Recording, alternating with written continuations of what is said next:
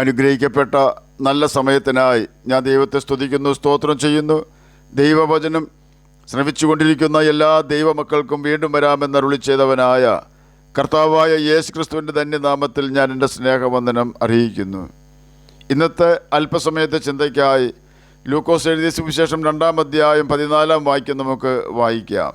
അത്യുന്നതങ്ങളിൽ ദൈവത്തിന് മഹത്വം, ഭൂമിയിൽ ദൈവപ്രസാദമുള്ള മനുഷ്യർക്ക് സമാധാനം. അനുഗ്രഹിക്കപ്പെട്ട ഒരു വേദവാക്യമാണ് നാം കേട്ടത്. ലൂക്കോസ് എഴുതിയ സുവിശേഷം 2-ാം അധ്യായം 8 മുതൽ 15 വരെയുള്ള വാക്യങ്ങളിൽ യേശു ക്രിസ്തുവിൻ്റെ ജനന വാർത്ത അറിയിക്കുവാൻ വന്ന ദൂതൻ ആട്ടിടയരോട് സകല ജനത്തിനും ഉണ്ടാകുവാനുള്ള മഹാസന്തോഷം ഞാൻ നിങ്ങളോട് സുവിശേഷിക്കുന്നു എന്ന് പറയുകയും ക്രിസ്തുവിൻ്റെ ജനനത്തെക്കുറിച്ച് അടയാളം വെളിപ്പെടുത്തുകയും ദൂതനോടൊപ്പം സ്വർഗീയ സൈന്യത്തിൻ്റെ ഒരു സംഘം ദൈവത്തെ പുകഴ്ത്തുകയും ചെയ്തു. അവർ പറഞ്ഞ വാക്കുകളാണ് ലൂക്കോസ് എഴുതിയ സുവിശേഷം 2-ാം അധ്യായം 14-ാം വാക്യത്തിൽ നാം കേട്ടത്. അത്യുന്നതങ്ങളിൽ ദൈവത്തിന് മഹത്വം, ഭൂമിയിൽ ദൈവപ്രസാദമുള്ള മനുഷ്യർക്ക് സമാധാനം എന്നാണ് ദൂതഗണങ്ങൾ പാടിയത്. ഭൂമിയിലെ മനുഷ്യൻ്റെ പാപമൂലമുള്ള വീഴ്ചയ്ക്ക് ശേഷം സമാധാനമില്ലായ്മയും അലച്ചിലും മത്സരവും അനുദിനം വർദ്ധിച്ചു വന്നുകൊണ്ടേയിരുന്നു. കാലസമ്പൂർണത വന്നപ്പോൾ യേശു സ്ത്രീയിൽ നിന്നും ജനിച്ചു.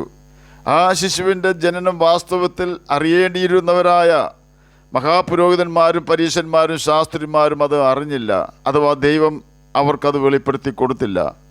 കാരണം അവർ ന്യായപ്രമാണം നന്നായി പഠിപ്പിക്കുന്നുണ്ടെങ്കിലും അവർ തങ്ങൾക്ക് ലഭിച്ചതും തങ്ങൾ പഠിപ്പിച്ചതുമായ ന്യായപ്രമാണം അനുസരിക്കാത്തവരും ദ്രവ്യാഗ്രഹികളും അധികാര കസേര മോഹികളും ജനത്തെ ദൈവത്തിങ്കിലേക്ക് അടുപ്പിക്കേണ്ടതിന് പകരം യിരെമ്യാപ്രവചനം 8-ാം അധ്യായം 8-ാം വാക്യത്തിൻ്റെ അവസാന ഭാഗത്തിൽ രേഖപ്പെടുത്തിയിരിക്കുന്നത് പോലെ ശാസ്ത്രിമാരുടെ കള്ള എഴുത്തുകോൽ കൊണ്ട് ന്യായപ്രമാണത്തെ വ്യാജമാക്കി മാറ്റുകയും ന്യായപ്രമാണത്തെ ദുർബലപ്പെടുത്തുന്ന മാനുഷ്യ നിയമങ്ങളായ ട്രഡീഷൻ, പാരമ്പര്യം, സമ്പ്രദായം എന്നീ പേരുകളിൽ അറിയപ്പെട്ടിരുന്ന പുസ്തകത്തെ അനുകരിക്കുവാൻ ജനത്തെ പഠിപ്പിക്കുന്നവരുമായിരുന്നു.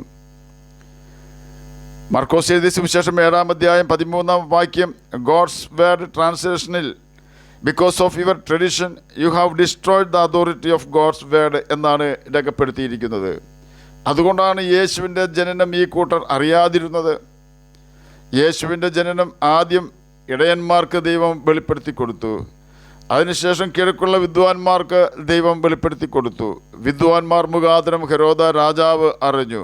ഹെരോദാവ് മുഖാന്തരം മാത്രമേ മഹാപുരോഹിതന്മാരും കൂട്ടുകാരും യേശുവിൻ്റെ ജനനം അറിഞ്ഞിരുന്നുള്ളൂ. ആട്ടിടയരോടാണ് ദൂതൻ സകല മനുഷ്യർക്കും ഉണ്ടാകുവാനുള്ള മഹാസന്തോഷം സുവിശേഷിച്ചത്. മനുഷ്യവർഗത്തിൻ്റെ പാപം പോക്കി അവനെ നിത്യ ശിക്ഷാവധിയിൽ നിന്നും നിത്യ നരകത്തിൽ നിന്നും രക്ഷിക്കുന്നതാണ് മഹാസന്തോഷം. ഉൽപ്പത്തി പുസ്തകം 4-ാം അധ്യായം 11-ഉം 12-ഉം വാക്യങ്ങൾ NIV ഇംഗ്ലീഷ് വേർഷനിൽ രേഖപ്പെടുത്തിയിരിക്കുന്നതിനനുസരിച്ച് പാപം നിമിത്തം സൃഷ്ടാവിൽ നിന്നും അകന്ന് സ്വസ്ഥതയില്ലാതെ അലയുക കൊണ്ടാണ് മനുഷ്യർ തമ്മിൽ കലഹവും ആരോഗ്യകരമല്ലാത്ത മത്സരങ്ങളും നടത്തുന്നത്. സമാധാനമില്ലാത്തതാണ് മനുഷ്യൻ്റെ യഥാർത്ഥ പ്രശ്നം. അതുകൊണ്ടാണ് സെന്റ് അഗസ്റ്റിൻ പറഞ്ഞത്, ദൈവമേ, എൻ്റെ ആത്മാവ് നിനക്കായി സൃഷ്ടിക്കപ്പെട്ടിരിക്കുന്നു, അത് നിന്നിൽ ചേരുവോളം അതിന് സ്വസ്ഥത ഉണ്ടാവുകയില്ല എന്ന്. ദൈവാത്മാവിന് വസിക്കുവാനുള്ള ഒരു സ്ഥലം മനുഷ്യൻ്റെ ഹൃദയത്തിൽ ദൈവം ഒരുക്കിയിട്ടുണ്ട്. അവിടെ ദൈവാത്മാവിന് ഇടമില്ലാത്ത വിധം അകൃത്യം അവിടെ കയറിയാൽ സ്വസ്ഥതയില്ലായ്മ നിമിത്തം മനുഷ്യൻ അലയേണ്ടി വരും. ഹൃദയത്തിൽ ദൈവാത്മാവ് വന്നാൽ മാത്രമേ ആ അസ്വസ്ഥത നമ്മിൽ നിന്നും നീങ്ങിപ്പോവുകയുള്ളൂ. ഞാൻ നിനക്ക് സ്വസ്ഥത തരും എന്നാണ് മോശയോട് യഹോവ അരുളി ചെയ്തത്. പുറപ്പാട് പുസ്തകം 33-ാം അധ്യായം 14-ാം വാക്യത്തിൽ ഇത് രേഖപ്പെടുത്തിയിരിക്കുന്നു. യേശുവാണ് സമാധാന പ്രഭു. അവൻ എവിടെയുണ്ടെങ്കിലും അവിടെ സമാധാനമുണ്ടാകും. നമ്മുടെ ഹൃദയത്തിൽ യേശു വന്നാൽ അവിടെ സമാധാനം കൊണ്ട് നിറയും. കാരണം യേശുവിൻ്റെ സാന്നിധ്യം ഹൃദയത്തിലെ സകല നിരാശയെയും ആകുലതകളെയും നീക്കി പ്രത്യാശയും ദൈവിക സമാധാനവും നിറയ്ക്കുന്നു. നമ്മുടെ ഉള്ളിൽ ക്ഷീണവും മടുപ്പും നിരാശയും വരുമ്പോൾ നാം ഓടി യേശുവിൻ്റെ അടുക്കൽ ചെല്ലണം.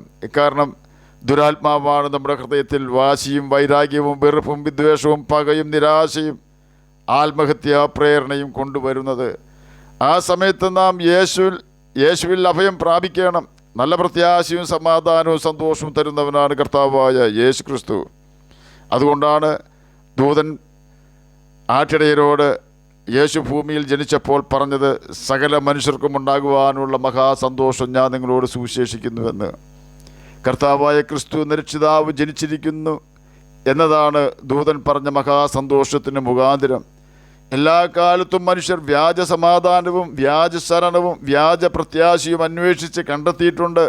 അതെല്ലാം വ്യാജ ശരണങ്ങളായിരുന്നു എന്ന് മനുഷ്യർ മനസ്സിലാക്കുമ്പോഴേക്കും അവർ ദൈവത്തെ വിട്ട് വളരെ ദൂരം പോയി കഴിഞ്ഞിരിക്കും. എന്നാൽ സ്വർഗത്തിലെ ദൈവത്തെ പ്രസാദിപ്പിക്കുന്ന സ്വഭാവത്തിനുടമയായി ജീവിച്ചാൽ വ്യാജ ശരണത്തിലേക്കും വഞ്ചിക്കുന്ന ഇസങ്ങളിലേക്കും തിരിയാതെ വണ്ണം യേശു നമുക്ക് നല്ല ആലോചന പറഞ്ഞു തരും. ദൈവത്തെ എങ്ങനെ പ്രസാദിപ്പിക്കാമെന്ന് യേശു പഠിപ്പിച്ചിട്ടുണ്ട്. യേശു പറഞ്ഞു, ഞാൻ എൻ്റെ പിതാവിനെ എപ്പോഴും പ്രസാദിപ്പിക്കുന്നത് കൊണ്ട് അവൻ എന്നെ ഏകനായി വിട്ടിട്ടില്ല. യോഹന്നാൻ എഴുതിയ സുവിശേഷം 8-ാം അധ്യായം 29-ാം വാക്യത്തിൽ ഇത് രേഖപ്പെടുത്തിയിരിക്കുന്നു. അതെ, നാം യേശുവിനെ പ്രസാദിപ്പിച്ചാൽ അവൻ നമ്മെ ഏകനായി വിടുകയില്ല. യേശു തുടരുകയാണ്, ഞാൻ എൻ്റെ പിതാവിൻ്റെ കൽപ്പനകൾ പ്രമാണിച്ചുകൊണ്ട് അവൻ്റെ സ്നേഹത്തിൽ വസിക്കുന്നത് പോലെ നിങ്ങൾ എൻ്റെ കൽപ്പനകൾ അനുസരിച്ചാൽ എൻ്റെ സ്നേഹത്തിൽ വസിക്കാം. ദൈവത്തെ പ്രസാദിപ്പിക്കുവാൻ നാം ദൈവത്തെ അനുസരിക്കണം. ശുദ്ധീകരണം കൂടാതെ ആർക്കും ദൈവത്തെ പ്രസാദിപ്പിക്കുവാൻ കഴിയുകയില്ല. വിശ്വാസം കൂടാതെ നമുക്ക് ദൈവത്തെ പ്രസാദിപ്പിക്കുവാൻ കഴിയുകയില്ല. ദൈവത്തിൻ്റെ ഹിതമെല്ലാം പ്രവർത്തിക്കാതെ നമുക്ക് ദൈവത്തെ പ്രസാദിപ്പിക്കുവാൻ കഴിയുകയില്ല. ദൈവം പാപികളെ സ്നേഹിക്കുന്നു എങ്കിലും പാപത്തെ വെറുക്കുന്നവനാകയാൽ പാപത്തെ വെറുക്കാതെ നമുക്ക് ദൈവത്തെ പ്രസാദിപ്പിക്കുവാൻ കഴിയുകയില്ല. എന്നാൽ നാം നഷ്ടം സഹിച്ച് യേശുവിനെ പ്രസാദിപ്പിച്ചാൽ, അങ്ങനെ യേശുവിനെ പ്രസാദിപ്പിക്കുന്ന വ്യക്തികൾക്ക് ഈ ഭൂമിയിലും സമാധാനവും രക്ഷയും കൊടുക്കുന്നവനാണ് കർത്താവായ യേശു ക്രിസ്തു.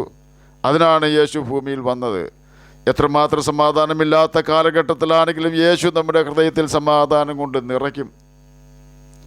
യേശു ഈ ഭൂമിയിൽ ജനിക്കുന്നതിന് മുമ്പ് ജനം സാത്താൻ്റെ ബന്ധനത്തിലായിരുന്നു. കാരണം ആദാമിൻ്റെ പാപം സകല മനുഷ്യരിലേക്കും വ്യാപരിച്ചിരുന്നു. യഹൂദന്മാർക്ക് ന്യായപ്രമാണത്തിലെ യാഗങ്ങളാൽ അവരുടെ പാപങ്ങൾക്ക് താൽക്കാലിക ശമനം വരുത്തിക്കൊണ്ട് പാപത്തെ മറയ്ക്കാമായിരുന്നെങ്കിലും ഭൂമിയിലെ യഹൂദന്മാർ അല്ലാത്ത അനേകം ജാതികൾക്ക് പാപത്തിൽ നിന്നും മോചനത്തിനായി സൃഷ്ടാവ് ഒരു മാർഗം നിർദ്ദേശിച്ചിരുന്നില്ല.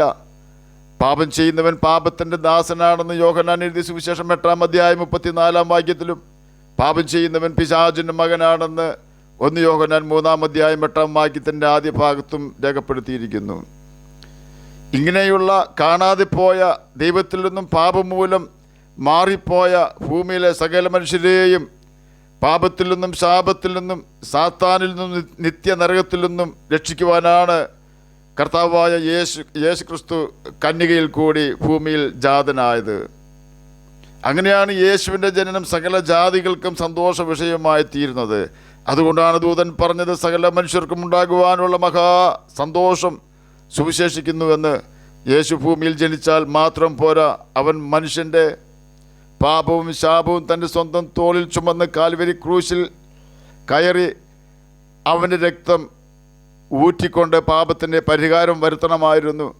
യേശു കാൽവരി ക്രൂശിൽ നമുക്ക് വേണ്ടി തകർക്കപ്പെട്ടു, മരിച്ചു, അടക്കപ്പെട്ടു, 3-ാം നാൾ ഉയർത്തെഴുന്നേറ്റ് സ്വർഗത്തിലേക്ക് കരകയറി.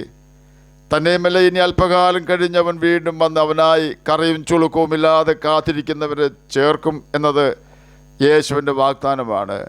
യേശുവിൻ്റെ പുനരുദ്ധാനത്തിന് മുമ്പ് സകല മനുഷ്യരും മരണഭയത്തിന് അടിമകളായിരുന്നു. പാപത്തിൻ്റെ ശിക്ഷയായ അഥവാ ശമ്പളമായ നിത്യനരകത്തിന് യോഗ്യരായിരുന്നു. ദൈവത്തിൽ നിന്നും അകന്ന് പരദേശികളായിരുന്നു. എന്നാൽ യേശുവിൻ്റെ ക്രൂശിലെ മഹാപാപപരിഹാര ബലി മൂലം യേശു ചൊരിഞ്ഞ രക്തത്താൽ അവൻ നമ്മുടെ പാപം പോക്കുകയും അവൻ നമുക്ക് അയച്ചു തന്ന അവൻ്റെ ആത്മാവിനാൽ നമ്മെ ദൈവമക്കളാക്കി തീർക്കുകയും ചെയ്തു. അന്യന്മാരും പരദേശികളും ഇസ്രായേൽ പൗരതയോട് സംബന്ധമില്ലാത്തവരുമായ നമുക്ക് ഇന്ന് ദൈവത്തിൻ്റെ മക്കൾ എന്ന പദവി യേശു ക്രിസ്തു മൂലം ലഭിച്ചിരിക്കുന്നു. ഈ പദവിയാണ് മഹാസന്തോഷം.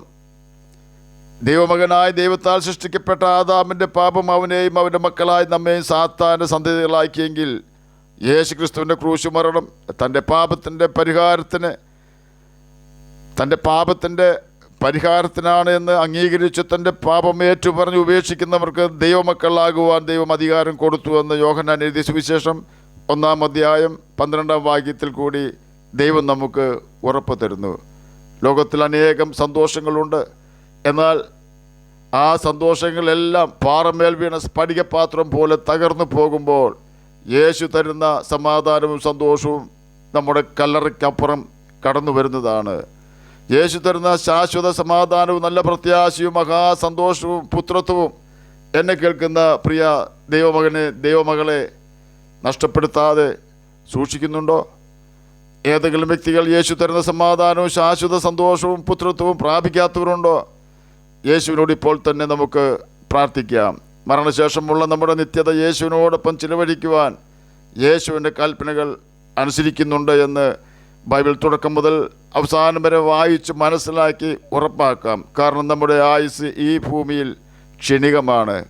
ആകയാൽ നമുക്ക് യേശുവിൻ്റെ പിന്നാലെ യാത്ര ചെയ്യാം, പാപത്തെ വെറുക്കാം, എല്ലാവരോടും ക്ഷമിക്കാം, യേശുവിൽ ആശ്രയിക്കാം. അതിന് കർത്താവ് നമ്മെ സഹായിക്കട്ടെ എന്ന് പ്രാർത്ഥിച്ചുകൊണ്ട് ഞാൻ എൻ്റെ വാക്കുകളിൽ നിന്നും വിരമിക്കുന്നു. നമുക്ക് പ്രാർത്ഥിക്കാം. ഞങ്ങളെ സ്നേഹിക്കുന്ന സ്വർഗീയ പിതാവേ, നല്ല വചനത്തിനായി അങ്ങയെ സ്തുതിക്കുന്നു, സ്തോത്രം ചെയ്യുന്നു. എന്നെ കേൾക്കുന്ന ഏതെങ്കിലും പ്രിയപ്പെട്ടവർ സമാധാനമില്ലാതെ അലയുന്നുണ്ടെങ്കിൽ അങ്ങ് അവർക്ക് സമാധാനം നദി പോലെ കൊടുത്ത് സഹായിക്കണമെന്ന് പ്രാർത്ഥിക്കുന്നു. രോഗത്താൽ ഭാരപ്പെടുന്നവർക്ക് രോഗസൗഖ്യം കൊടുക്കണമേ. പ്രത്യാശയില്ലാത്തവർക്ക് പ്രത്യാശ കൊടുക്കണമേ. പഠിക്കുന്ന കുഞ്ഞുങ്ങൾക്ക് പഠിക്കുവാനുള്ള ബുദ്ധിയും ജ്ഞാനവും ഓർമ്മശക്തിയും കൊടുക്കണമേ. സാമ്പത്തികമായി ഞെരുങ്ങുന്നവർക്ക് അതിൽ നിന്നും മോചനം കൊടുക്കണമേ. ജോലിയില്ലാത്തവർക്ക് ജോലി കൊടുക്കണമേ. പ്രാർത്ഥന കേട്ടതിനായി സ്തോത്രം, യേശുവിൻ്റെ നാമത്തിൽ തന്നെ ആമേൻ. കർത്താവ് എല്ലാവരെയും അനുഗ്രഹിക്കട്ടെ. സ്തോത്രം.